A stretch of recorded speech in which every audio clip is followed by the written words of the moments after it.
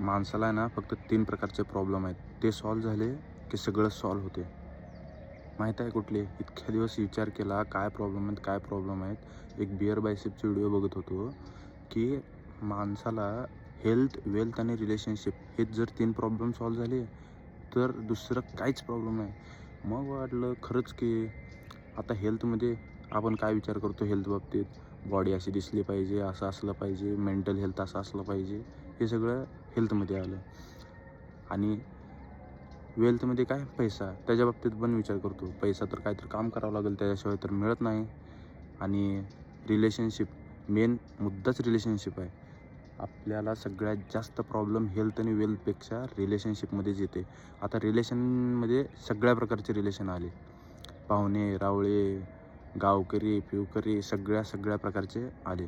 तर ह्याच्या बाबतीत जास्त विचार करूनच हेल्थ आणि वेल्थ पण आपण सत्यानाश करायला लागलो. ते कसं?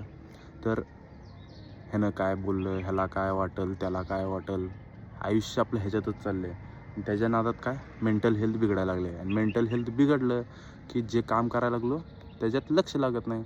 आणि त्याच्यानुसार आपण निकामी होतो. आपलं डोकं निकामी होते आणि परत डिप्रेशनमध्ये जातो. असं का व्हायला लागलं आहे? माझी हेल्थ चांगली नाही, समोरच्याची बघ हेल्थ कशी आहे. आणि स्वतःला दुसऱ्यासोबत कंपेअर करायचं नाही.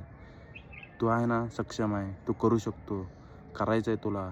ज्याने घोडे लावले, ज्यांच्यासाठी काय काय केलं, एक रात्र बघितलं नाही, दिवस बघितलं नाही, स्वतःला सोडून त्यांना अगोदर ठेवलं म्हणून घोडा लावला, आहे का नाही? तर अगोदर तू, मग नंतर बाकीचे. कळलं का?